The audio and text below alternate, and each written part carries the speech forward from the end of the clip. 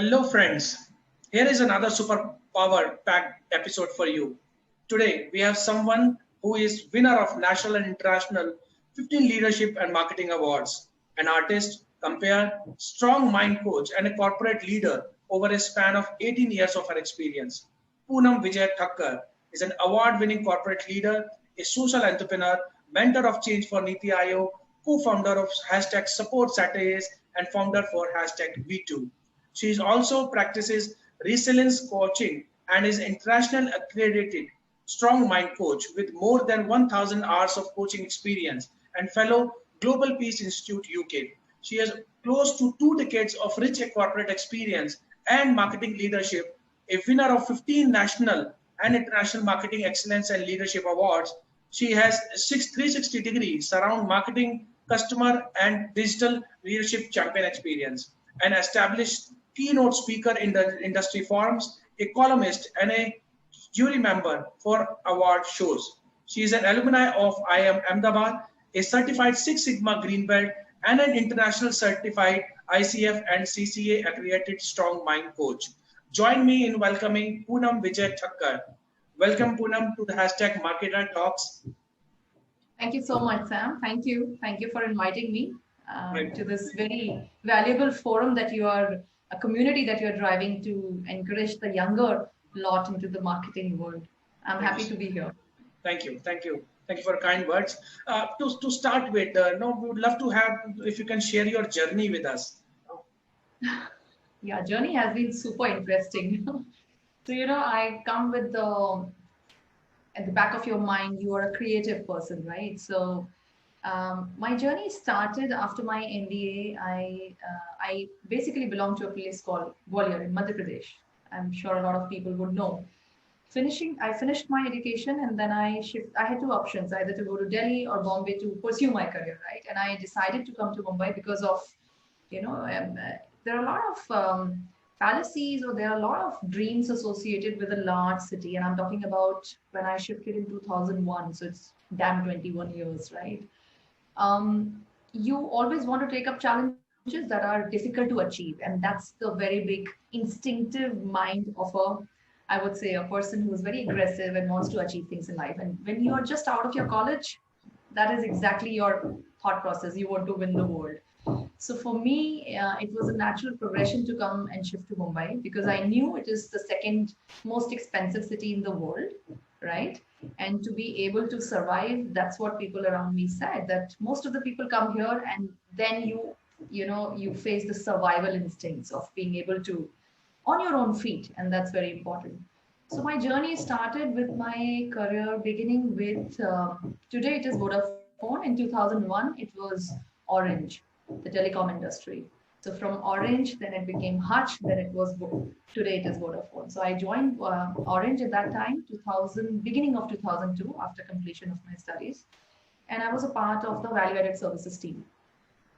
Being a newcomer in the marketing field.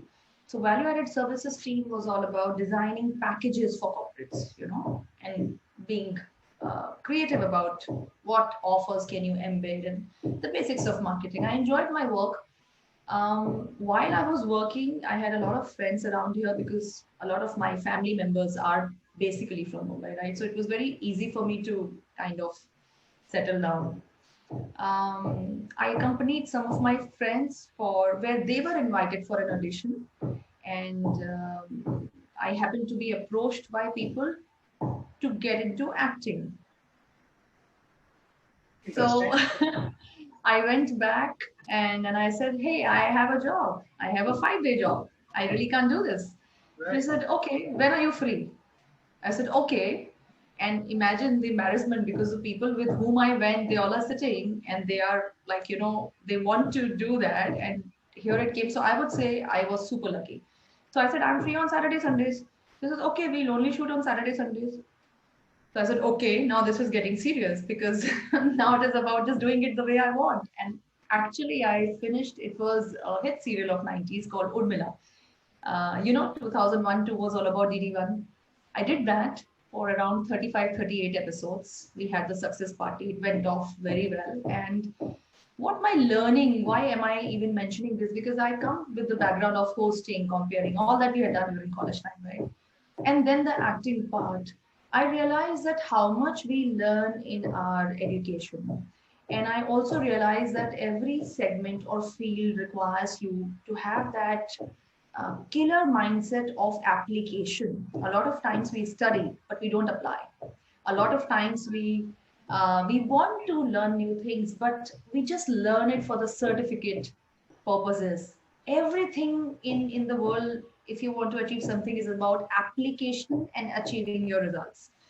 So it was pretty challenging. 5 days of office work, 2 days of back-to-back shooting, no breaks at all, and everywhere it is about delivering. Everywhere it is about you being known as a performer, right? So it That's takes a lot of your hard work, but it was all possible, I would say.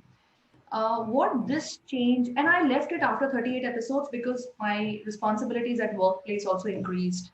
And here, then they said that your part is doing well, so we want to increase now. It cannot just happen on Saturday, Sunday. That's what it.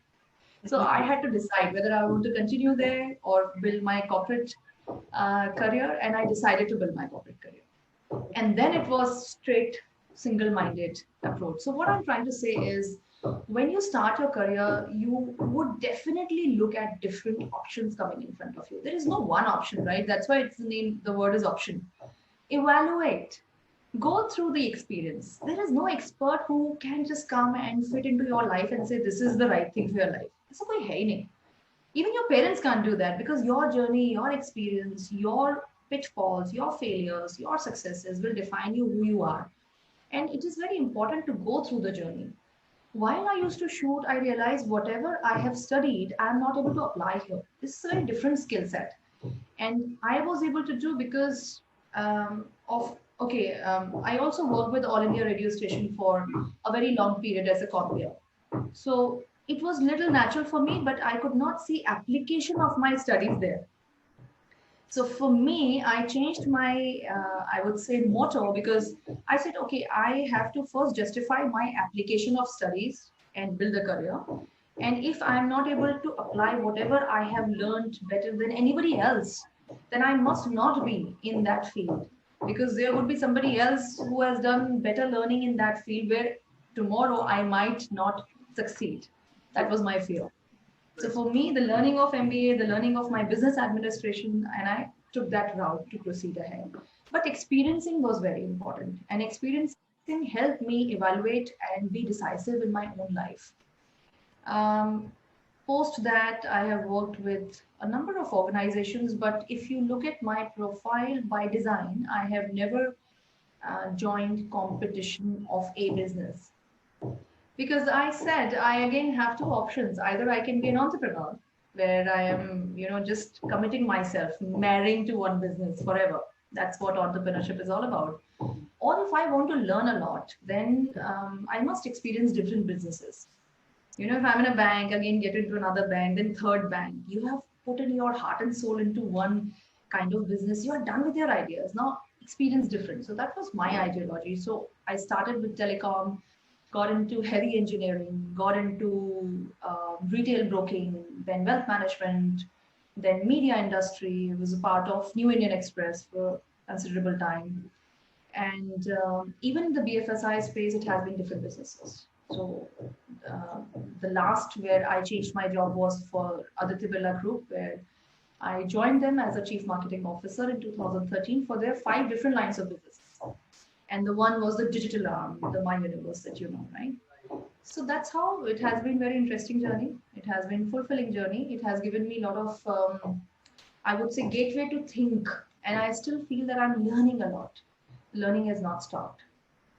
There are two That's a long takeaways that I had from your journey. A, the resemblance in a way, you shuffle between taking a final call between your acting and this corporate career, and B, what was same, getting selected into a good IT company and leaving that and starting my marketing from scratch. Oh So yeah. it's amazing learning from you. And the second is a truly diversified profile that you carry now, which is a must, I must say. no, if you want to take up your corporate career in a way. So amazing. So hats off to you for that. Thank you so. Thank you. Moving forward, let's go to basics here to your profile. As you mentioned about digital communication. So if you can please share in a quick bite sort of what it is and how to ensure we do it in a better way. In today's day and age, digital communication is the only communication method, be it any type of, delivering your message. Right now, you and me are from two different cities and we are comfortably talking using the digital medium of Zoom. Possibly the pandemic opened so much of, the bandwidth of we changing our mindset very fast and realizing the fact that it is very important to be able to have the agile mindset.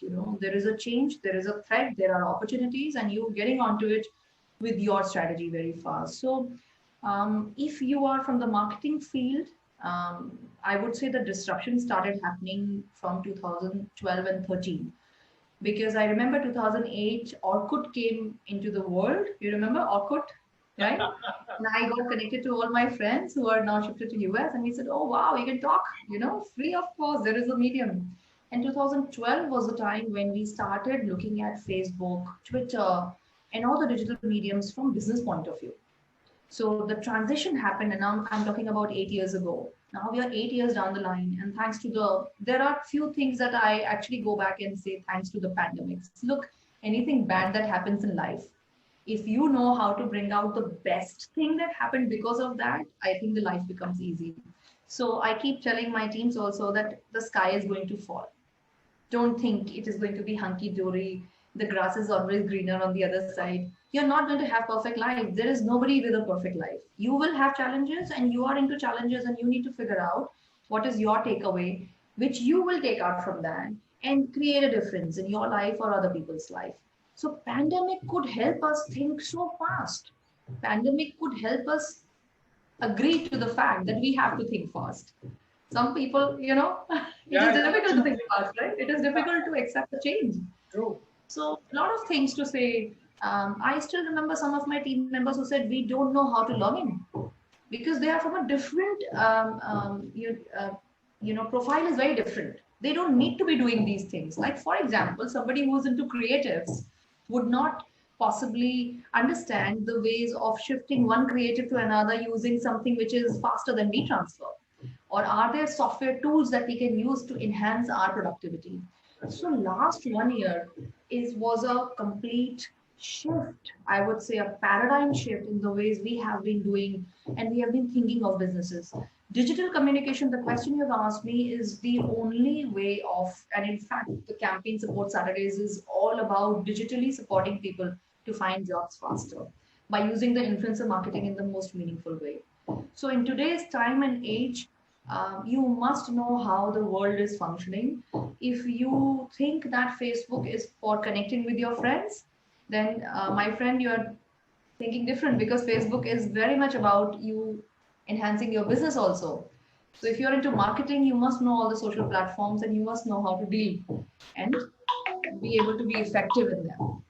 That's right. That's right. Absolutely.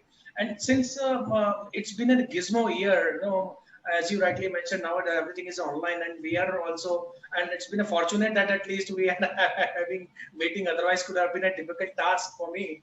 So, what would be your content strategy? Understanding now things have been thoroughly online, for a brand. Absolutely. See, what pandemic did is it shrunk or contracted the economy, global economy by 4.4%, the last number that I have. But at the same time, it helped us globally to push the digital transformation in all the businesses. So it all accelerated the different ways of doing business. Now, when the businesses are getting done in different ways, as marketeers or as people who are behind the brand, taking care of the brand and then going to the customers, we all had to learn a lot of things which are new. I could not visualize my home a year ago without Alexa. And today, usually in all the homes, you have Alexa, right? I'm so sorry. Alexa is a part of your homes, right? So when you say gizmo, it is not going to be a phenomena or something that is happening as a trend. It is going to be life. You're Right. talking about smart homes now. You're talking about smart services now. You're talking about customer journeys that are just on the phone now, right? You're getting your food through Zomatos and Swiggy in the most easiest way. And that's how the business transformation has happened.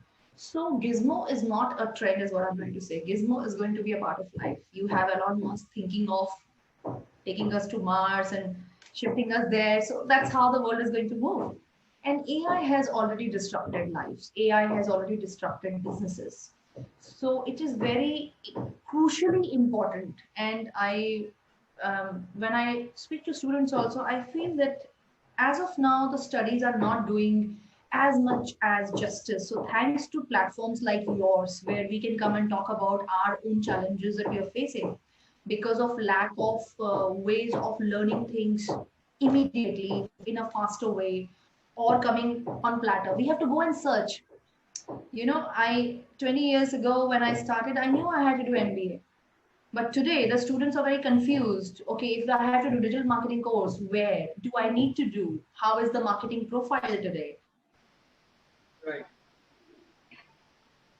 Right. By a bot who is looking at my CV, because a lot of bots are actually profiling your CV before it reaches the recruiter. So knowing digital ways of living in today's time is going to be crucial. That's right. That's right. You rightly mentioned that this the transformation has been a fast, quite fast, in fact. Right. So, taking a little diversion here, what is easy according to you? Building a product or scaling it up with a vision? That's an interesting question. There's nothing easy. Sam, there's nothing That's easy. obvious. That's obvious. That's obvious. So, See, I put it this way. If you're building a product, then ultimately, what is your goal? You're not building to submit in your college as a submission, right? You're building a product because you want to make money out of it. absolutely. So my learning has been that you might be having a very kick-ass idea, but it is very important to have that whiteboard where you put that idea, the execution plan, and what you want to achieve, and whether the environment system is going to support that achievement or no. As entrepreneurs or startups, the most important thing, and today, even as marketers, we think like that. We think like startups because ultimately we have to give back the ROIs to the departments, the ROIs to the salespeople, the ROIs to the management. It is extremely important to look at your product because a lot of people can have ideas True. and execution capabilities and building that entire change till the end and looking at it as if it's a third party, you know, cynical, critical evaluation that we have to do. We are very attached to ideas. As a marketer, I have been attached to my ideas where I don't want, my baby is the best. That's the world. That's how the Absolutely. world works. But it is important to put the baby in front and say, okay, how does this baby look in front of the world? So, to answer your question, nothing is easy, but having the vision to look at it till the end ensures that you achieve success. Yeah, I think that's the fundamental. I think you have touched the basics at the end. So I think with that we can have a good clarity. Wonderful, wonderful. Taking a little further to that, because I have reading a profile about the myuniverse.co.in that you were engaged from the started up. So how one should build a product? What are the things that one should take care of before jumping up that I need to do something to build a product? Sam, as I said, when you're building a product, you must visualize it till the So yeah, how it will look to a customer. right. If you're able to visualize that, if your visualization of the journey of I thinking of a product and the delivery mechanism, which is the execution, and then the experience, which is the customer experience. Today, the world and digitally transformed, you can say the arena and the era, the world has moved from I having a product and I now building leads for it. It's the other way around. You look for sharply what is not there in the market, right? What is the need that is not getting fixed right now? And if that need exists, you go back, roll back and say, okay, I have this idea and now I am going to be building my product, keeping the customer experience in mind. The world has moved far away from me calling somebody and saying, hey, I am planning to buy a fridge and which brand I should be looking at. We go and we have plethora of reviews right online available. So, you know, that calling your friend and calling your chacha ji and calling your mami ji and saying, how is your fish doing, is now shifted to what the world is speaking about. So, product philosophies are very different today. Right. And especially in the BFSI sector, the product differentiation is very bleak, unfortunately, you know, because of the regulations and because of how financial products are seen in the market. So ultimately, it comes down to service levels. It comes down to experience of the customer. And everybody is trying hard to ensure the experience is smooth and seamless. That's right. That's right. So there is an aspect that has been continuously been discussed around branding, that it is not ROI driven, or probably when it comes to put up budgets into branding, there is lot of discussion starts around what will be the performance aspect of it, and all that. Would you like to defend this, or would you like to share some performance matrices for it? I have been defending it forever. Okay. Why? Because look, we have tasted blood. And I want to say that how we have tasted blood, we know that you put out an easygoing campaign quickly on Facebook, quickly on some social media platform, and you start getting leads. You have a customer journey ready, you have your funnels ready, you have your transition ready, and you start getting business. So when we have tasted blood, why should we even put one moolah on the brand? You know, sometimes the question is that. And if you're an arrived brand, then of course you don't want to do anything in the branding because you just want business to happen. In fact, I've also faced conversations where there were discussions about any spends on branding means our profitability coming down with Yes. that number. Yes. But let's look at some examples. OnePlus, the top brand, right? The top brand that has emerged in the mobile sector. How did they start their business? They did not spend any money on the marketing. They spent money on brand building, which is not connected to, there were no ads where I could go and pick up a OnePlus phone. It was only via references. You know, they had the philosophy of inviting customers initially. When they launched the brand, that's how they did. And one friend said, hey, I'm referring you because it's a great product. OnePlus is OnePlus 3T and the 40s of the world, right? And that's how people started experiencing the product and saying, I am endorsing this product. It's a great phone. Another example, Zerodha. Zerodha initially started the retail broking house top. It's unicorn in the broking industry. It just started 10 years ago and they have smashed the whole world. They jigged the entire economy of the broking retail and said, okay, here we have arrived and we have a beautiful product. We have a great platform. You don't need marketing. You know, they all started with a different philosophy of customer experience. Now that is a method of doing it. And what they are doing today, OnePlus has acquired Mr. Amitabh Bachchan to be the brand ambassador, Right. right? Today, Zerodha is everywhere, marketing. Right. So it is easy to say we will have a different route to go to market strategy. But if you want masses to buy your product, you need to build trust. You build trust not by having customer base, but by third parties giving brand endorsements to you, be it customers, be it celebs, be it influencers in today's world. Right. So if you just want to work in handful, small way, okay, go ahead. No need to put branding budgets. But if you want a mass game, you want to be a number one brand, then you have to earn trust. That comes with branding strategies. That's right. Perfect. Perfect. Now, this question is basically a motivation or a push to the women members of our community. That being a woman, how would you be managing your work-life balance? Why this question? Look, so I keep saying Because this. no, let In me my answer office, it. Let me answer it because I personally believe that women are way powerful, way more enthusiastic about anything that they do. So I believe you take more responsibilities than even the man. So on that note, why work life balance? How work life balance? look, Sam, I keep saying this that man, right now I'm sitting in my office, right? And this is my current bhumi in office, where I go to make a career, where I go to build my personal brand, where I go to earn money, where I go to earn what my future dreams are. And the moment I step into my house, I am a housewife. And that's what I say Right. because the responsibilities remain the same. That's right. Uh, and when we have this kind of a mindset, and that goes for my better half also, because he may be doing something very big in the world, but the moment we step into our home, we know that these are our responsibilities like any other person, right? And those are home responsibilities. So I think work-life balance is actually not a concept.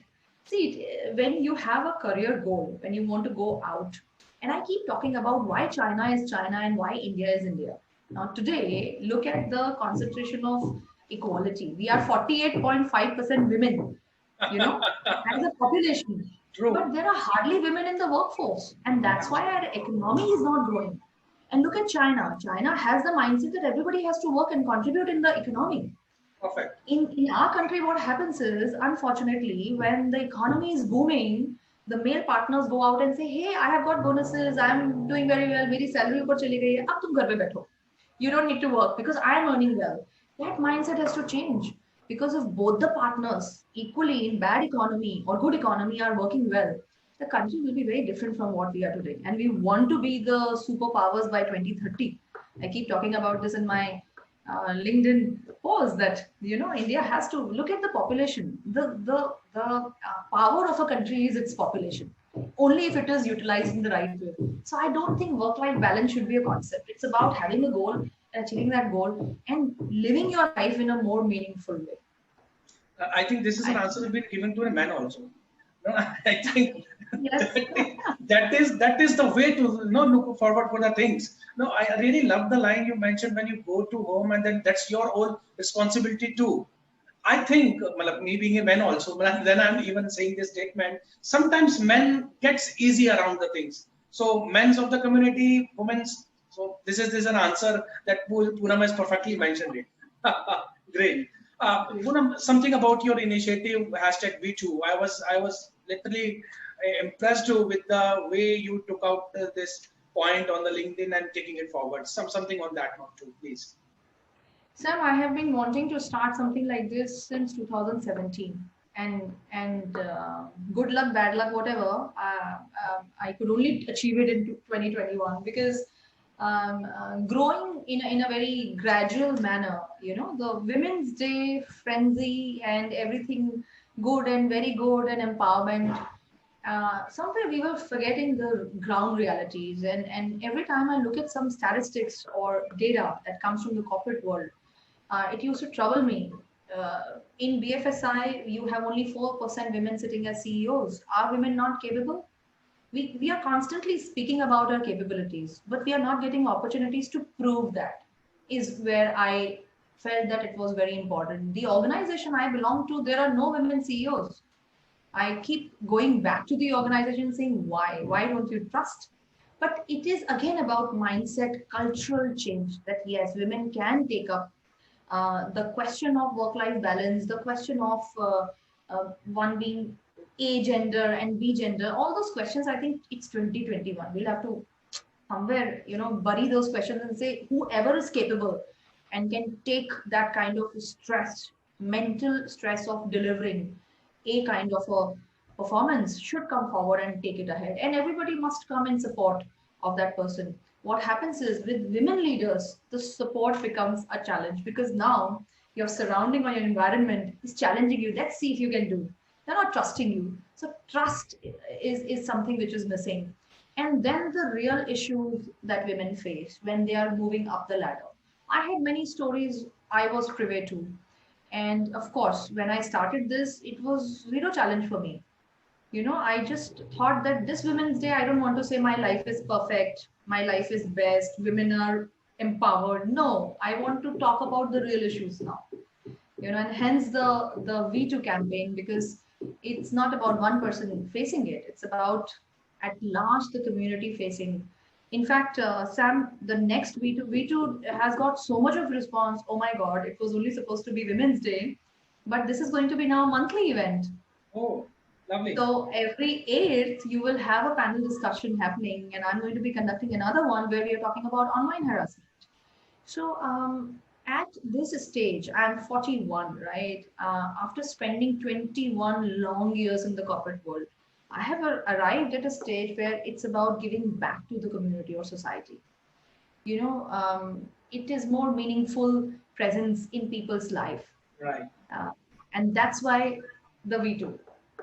That's perfect. And I could literally see the proud feelings on your face when you were saying all this. It's amazing. It's amazing because Thank you. that's how the inner urge that comes up. This is something absolutely perfect. Perfect. Amazing. Amazing. Some quick bite about online events. There's a question related to marketing, and probably after that we'll move on to the fireside chat where we'll ask you for a one-word answer. Oh, this this question is about online events. Do you find it virtual, or it is just a way to stay connected, or not having delivering value in terms of what we used to get as a part of networking while doing conferences, awards, and events and all? What is your take? A quick bite on that. I think both are important, the yin yang, right? So we all are becoming accustomed to online ways of connecting with people, and it was so important because pandemic locked us for 3 months. Had it Uh, not been for the thanks to webinars, we would have died. It was so important to look at people. right, How do you look at people? Okay, let's do a webinar. So I think everything has its importance. And just imagine, it was so easy for me to log in and talk to you, true, right? We just decided we'll come at 3 o'clock and we'll talk to each other. Had it been I have to travel to a place, I have to meet you. So I think the world has come very close because of thanks to online ways and thanks to Zoom, right? Both have its importance. The warmth that you get when you meet people, when you have dinner with people, cannot be replaced by online. But if you want something to be done fast, if you want to be, the way we are doing right now, I think both will coexist and it has to be hybrid world in the time to come. So it is valuable. perfect, perfect. The last question about marketing soul. How is the idea and your thoughts on this community initiative? Look, you have been a software engineer and you have your career shift to marketing, and your passion has led you to bring the marketing community together. So hats off to you. I really like your initiative and I'm happy to be honored to be on your show today. And also thinking from the point of view that we as professionals will spend some time will be able to talk about our challenges, our growth factors, what we did in our career, what we did right, and so many things that we did not do right. If I am able to, from the horse's mouth, it is going out to people, it will help the younger generation or the students to at least absorb that information. Because in your MBA programs, unfortunately, you don't have case studies. Right, You don't have. I sometimes travel to colleges and say that you must have real life case studies and not just entrepreneurial case studies, because everybody cannot be a startup or an entrepreneur. right, What about the case studies of corporate people how did they grow ahead? What were their challenges? What were their, sometimes you take some wrong calls. that's right. Many a times you pick up a job that takes your career totally to downhill, or you pick up a job that takes you to some other level. So when the larger audience is corporate people working in an organization, their case studies should also be included. So I think you're doing a fantastic community work, I would say. And all the best to you and to your teams. Thank you so much. Thank you. So I request you to be ready for this fireside round. Oh my Uh, God. so the first question is, who am I? Who am I means who am, One sorry, word. One word. a proud woman, Okay. Your current state of mind. warrior. So that means there is something that you want to achieve in this quarter, maybe. Is it so? Yes, I do want to. I do want to. That's you are in love with. I am in love with life. Okay. Okay. Favorite food. Oh God, gulab jamun. Oh, the same. Yeah. Oh, I cannot live. Whatever diet I am following, if there is gulab jamun, I forget everything. By day. I Exactly. want to. I want to. Lovely, lovely. Hangout place. With my tribe, any place. I need to be with my people who I like to spend time with. Then any place. Perfect. Amazing. That shows that truly personality that we are having on the show. Perfect. Last one. One thing without it you cannot live. Ethics. Wow. Thank you. That's very important. Perfect. Thank you so much, Poonam, for being with us on this show. It's been an amazing thoughts and wisdom of knowledge that we get from you. Really, thank you so much from core of my heart Thank you. for giving I'm us the time. Thank you for inviting me, and I'm so honored to be on your show. And I wish you, your community, and all the students attached who are a part of Marketing Soul, wish them a beautiful life and a beautiful career. And so do you also. So thank you so much. Thank you so much. Thank you. Thank you.